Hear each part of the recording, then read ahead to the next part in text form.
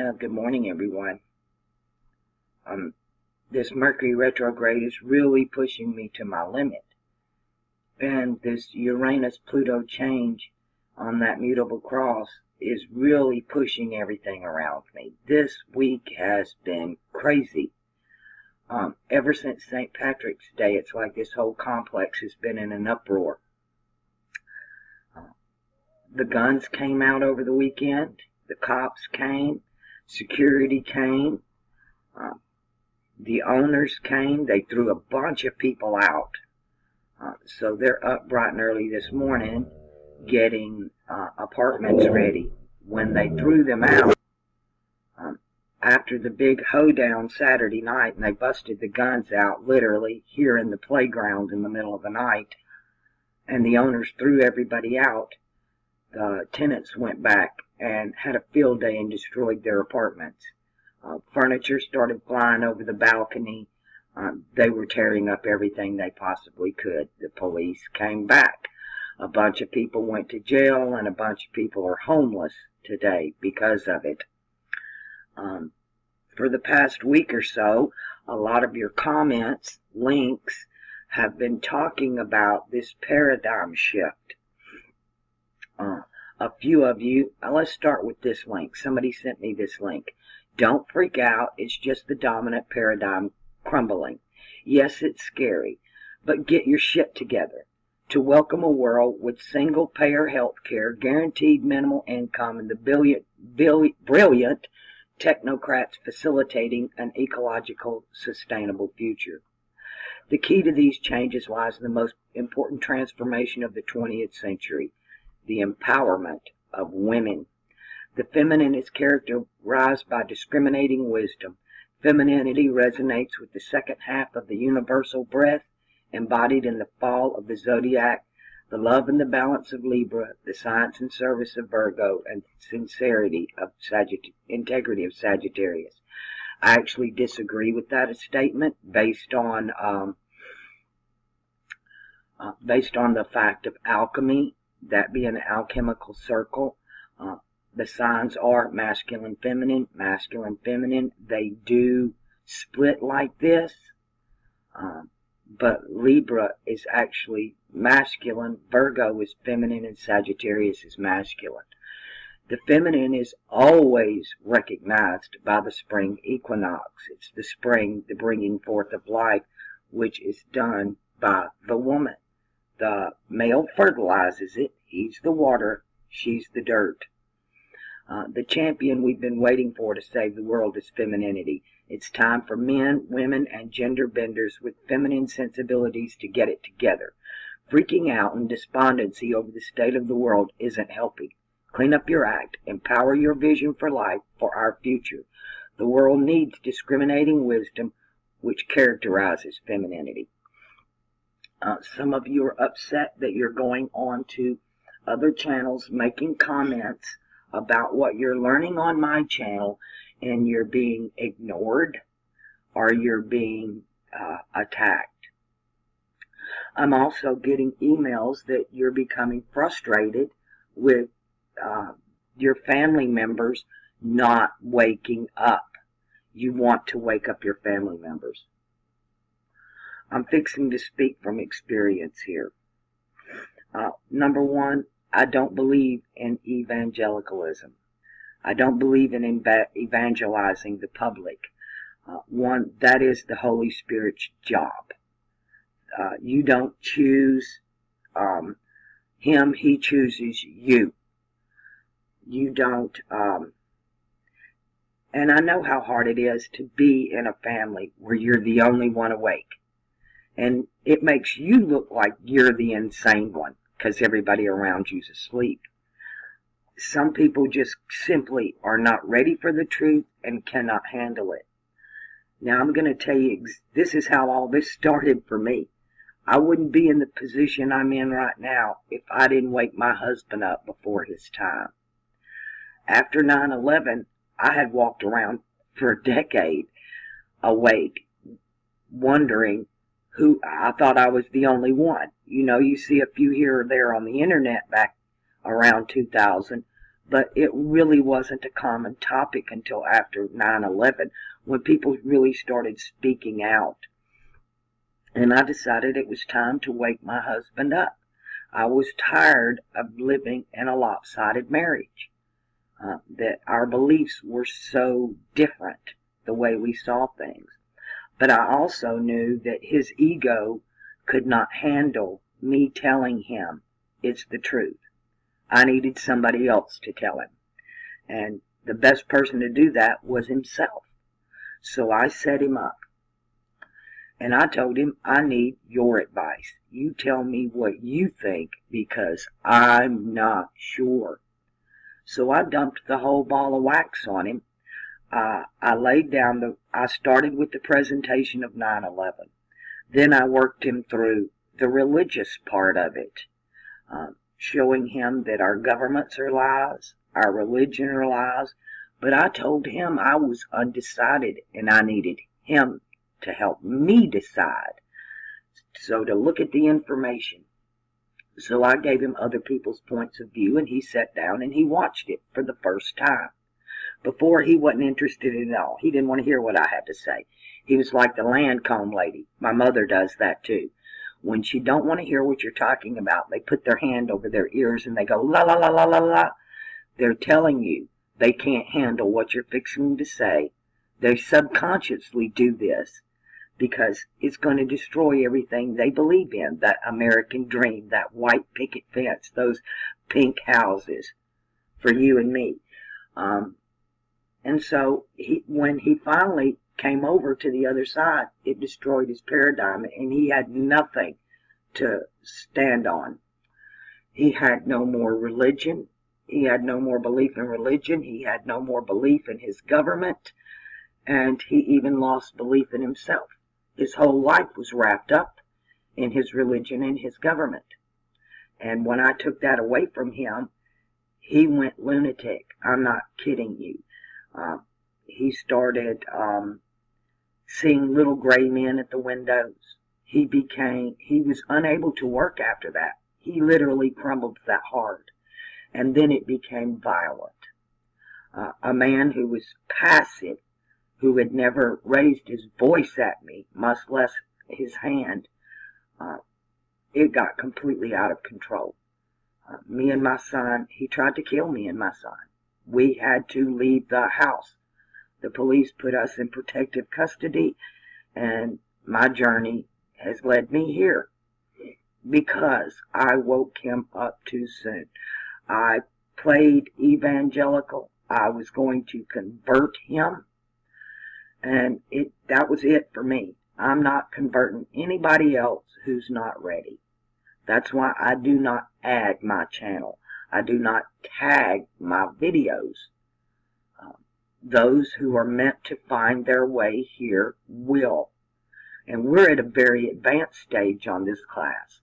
A lot of the newcomers really need to go back to Inside 33 Archive and begin literally in kindergarten and start all over with this information, because I've laid the groundwork for what I'm doing. I've laid it linguistically. I've laid it out numerically. And I've laid it out alchemically. That way, I am proving what I'm doing with the zodiac. That it is alchemy. And that it does affect every one of us. But we have to learn to calm down. I know how difficult it is to walk around with a lot of this information, and you're not able to give it to anybody. They don't want to hear it. They don't understand it. It's like I'm having a big war right now with people in tropical astrology. I'm being attacked by them. I've always been attacked by the Christians, which if they really understood what I was doing, I am verifying that book for the truth that it is, wiping away the Bible Bibble Babble that the scribes gave us. They would appreciate it if they really understood it. But this is their whole life. Their parents believed it. They were raised in the church. So I don't try to tear people's lives down anymore. That's not my job. That's the job of the Spirit. We literally are just supposed to be farmers, planters. This is a time for planting seed. You don't wake them up. You just plant a seed with them. Let the Holy Spirit fertilize that seed, and it will grow in its own time. I really don't even suggest throwing Miracle Grow on it. Just let nature take her course. It literally is in their charts when and when they will not wake up, or if they will at all. Like I said, some of them can't handle it. My husband, he didn't recover. The longer time went along, actually, the worse he got.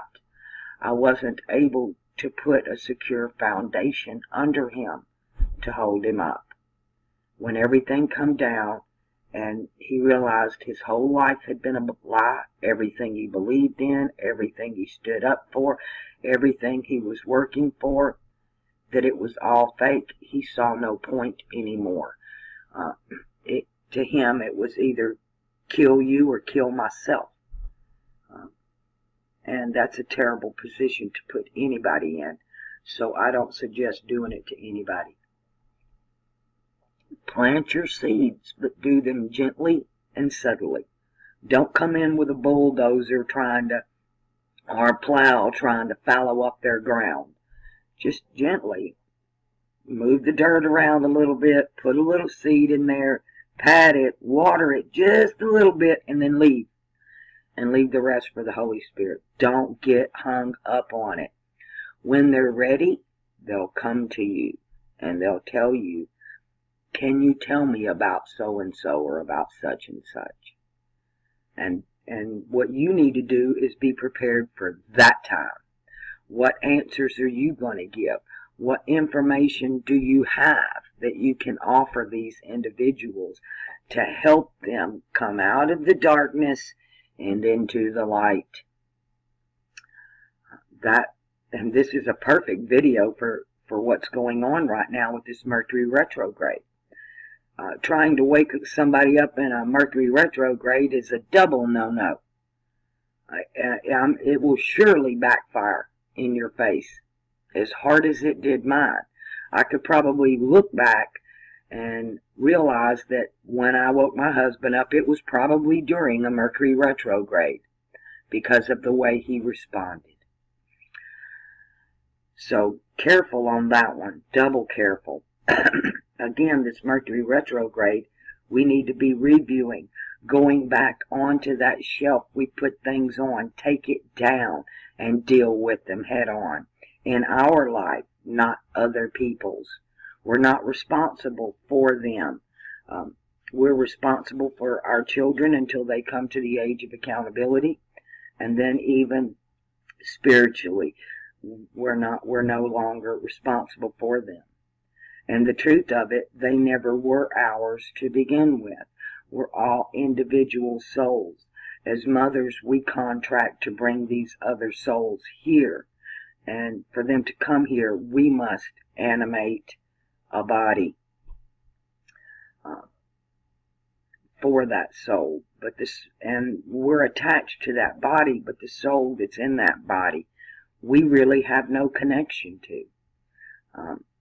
Unless all of your children are born under the same zodiac sign as you are, you really have no connection to them. And I know that's kind of sad. But as we watch our children grow up and separate from us, we begin to see this. They are their own persons. They need to make their own decisions. Nobody can answer for them and their soul but themselves. Nobody can answer for you or your soul but you. And nobody has to live with you but you. We don't really have to get along with anybody but ourselves. This is a journey of a race of peoples, but it's also very individual. And that all has to do with Saturn. Saturn's the one who puts up restrictions and limitations. He created the zodiac, so it's cut into houses, it's divided and separated. It's organized and it's ordered. And we have that in our life. A lot of our lives seem very disordered right now as we go through this change. And I agree with some of this information here. It is scary. We do need to get our shit together. But this is changing from one age to another. It's changing from one paradigm from another, from one dynamic to another. But Pluto and Uranus are here to get rid of the old shit first, which is tearing down paradigms. And Uranus and Pluto might even use you to do that with people in your life. But we need to be more concerned with ourselves than with others. I'm not telling you to put them aside and don't give a shit. We love our friends and our families. We want them to wake up. But until they're ready, you have to let them come to you. If you force this on them, you could face as bad of an outcome as I did, or even worse. Me and my son could both be dead right now over a decision I made to wake somebody up before their time. So I warn you on that one. Like I say, you got to sweep off your own back porch before you go sweeping on somebody else's. We all have enough faults of our own. You can share information with them, but if they respond negatively, stop. Don't force the issue. Don't push it any further. You just plant the seed. They want it or they don't. It might lay there for a couple of years before it finally starts to come up and produce fruit. And you just be ready for that. Lovingly, patiently, caringly, not holding them down and forcing it down, force feeding them down their throat. That's not going to change anything. It's going to make the problem worse. All right. Yes, it's scary, but get your shit together to welcome a world. We need to welcome the new world, where we're going to have a new zodiac, a new way of looking at our zodiac, actually, a new way of understanding it, and that's going to change everything. This zodiac, this magic wheel has the power to change our governments, our religions, and it needs to be done, and indefinitely uses us to do it. But we need to let it choose which ones. We don't need to be making that choices. I definitely don't run around shoving charts down people's throats. That's not going to solve anything. I've only ever done one chart that the person came to me and told me, oh, this is not anything like me. Absolutely not. And then they came back and told me they were a walk-in spirit. Well, I understand walk-in spirit. I didn't come into my body until it was almost 2 years old. It was toddling around. I had residual memory that was in the body. I had a long time trying to understand, was there another soul in this body before me, or am I channeling the DNA? There was residual energy there. I could actually extract memories of the body before I ever came into it. So, and I still haven't decided whether there was another soul in the body or not.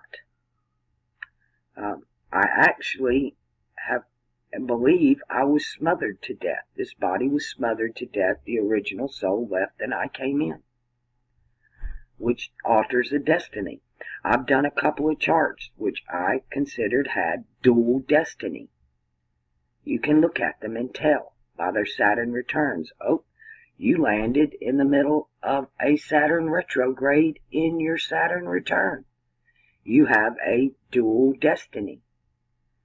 And you can choose one or the other. And they each have very different outcomes. And we're able to look at that and see what that is. Make a choice. Which one? if you're aware of it.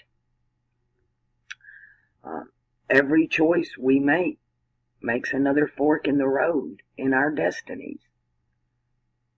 So be careful, because a lot of us in families, we don't travel the road alone. And I made those choices, and now I have no family. So I travel it. I feel like Vishnu. It's just me and my dog. And there's a few of you out there in the same position I'm in. I've been talking with you, where it's just you and your animals. You don't have anybody else. When you wake up to this, it does isolate you.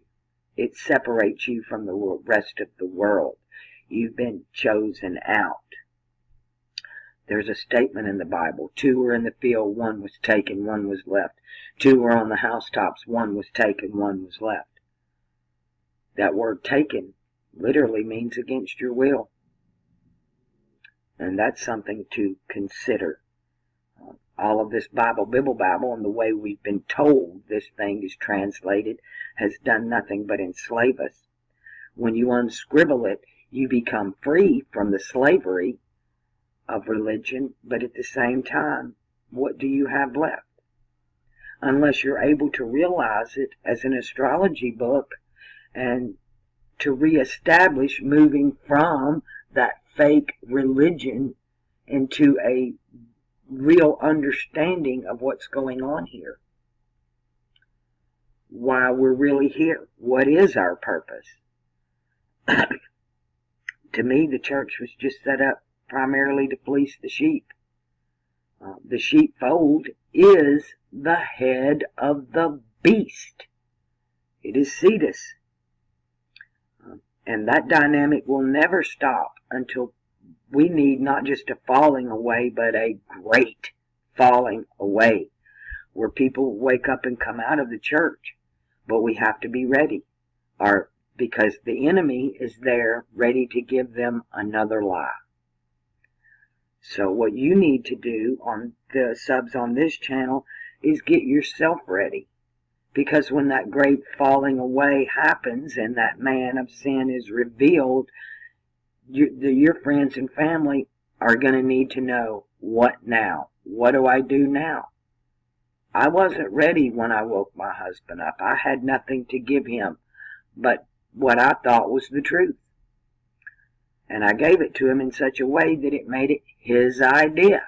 Boy, I thought I had that one nailed.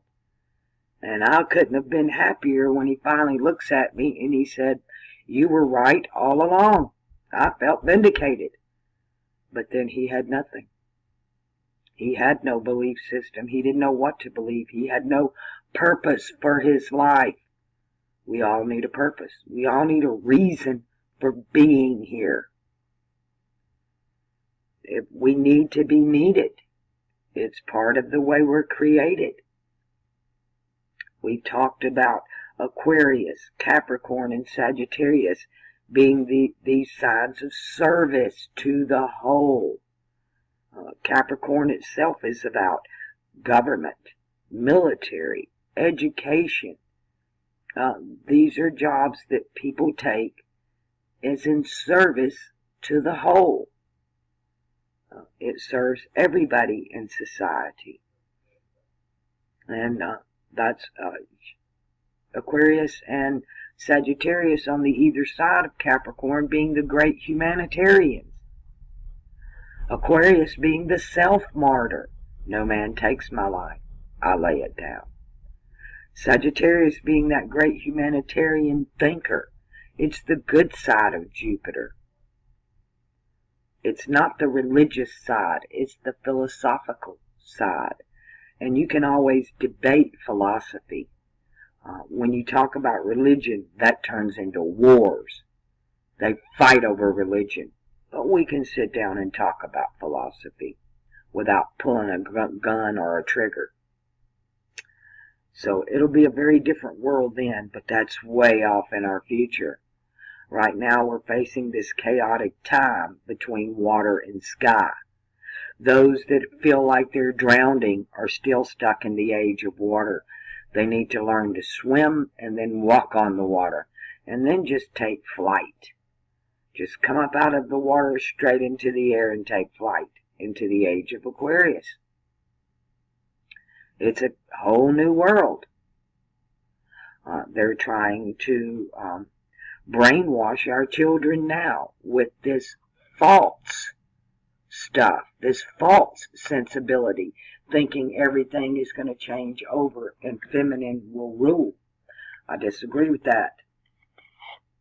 I disagree with that wholly.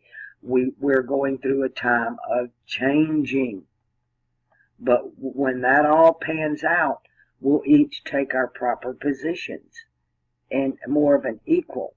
Right now, they would rather have the feminine on top of the masculine. And that just throws us right back into duality. The two must become one. The two must become one. And they're pushing the sexual agenda really hard. And that's really sad, because it takes you so far from the truth, it's incredible. It's the furthest point from the truth, is to invoke sexuality at all.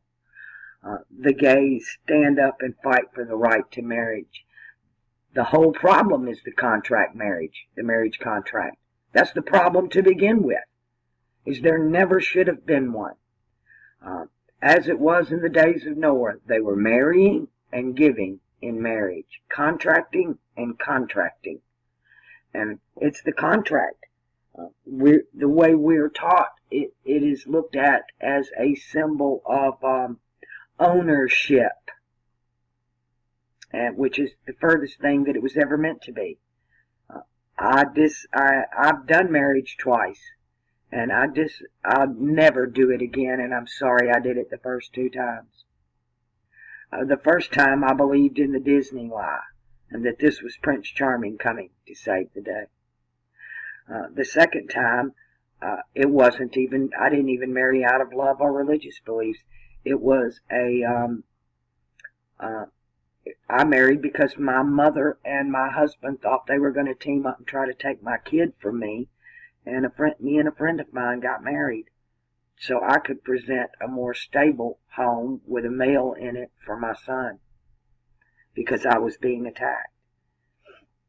He ended up falling in love and then became violent when I destroyed his world. And then none of that should have ever had to have happened. None of it. But it is the views of society and the lies of the powers that be that make us think we need this thing. How ironic it is now, the number of gay marriage divorce is higher than heterosexual marriage divorce. That fast. They realize that was a bad thing to do. If you need a piece of paper to prove that you love somebody, then that ain't love. You're misinformed. That's not love at all. If you think that piece of paper is going to make somebody love you or make somebody stay with you, it's just a fake tract piece of paper. That's all it is. With words on it that end up turning into lies. Oh, I'm going to love you forever till death do us part. And marriage has a way of killing people really fast.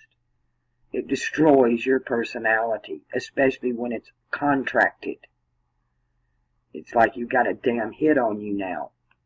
So, and it's all goes back to religious beliefs. This is what I've been talking about. Pluto, they're cleaning out old belief systems in the house of ideologies to bring in something new. I'm hoping the lie of marriage will be one of those. We don't need a piece of paper. It means nothing, and it does nothing but, one, cost money and cause problems. Because we think we have rights because of a piece of paper, or we think we have ownership because of a piece of paper. We're all only human. We're going to make mistakes. The best thing you can do is spend your life with somebody you really care about, a friend. rather than somebody you just procreate with. We grow up in marriages, and most of the time we become very different people. And then it gets really out of hand because Mars and emotions get involved. We need to tame our emotions. We need to stop believing in the lies of this dying age and its contracts that are based on religious lies. They've still got us all living back in the age of Aries. In the Old Testament, thou shalt not. And that's over. I'm ready to move in the future, and I'm going to take as many with me as is willing to come. But I'm not going to put a leash around any of yours neck or contract you to into anything and drag you. Nor should you do it to those you love. I wouldn't even do it to somebody I didn't like, much less somebody I loved.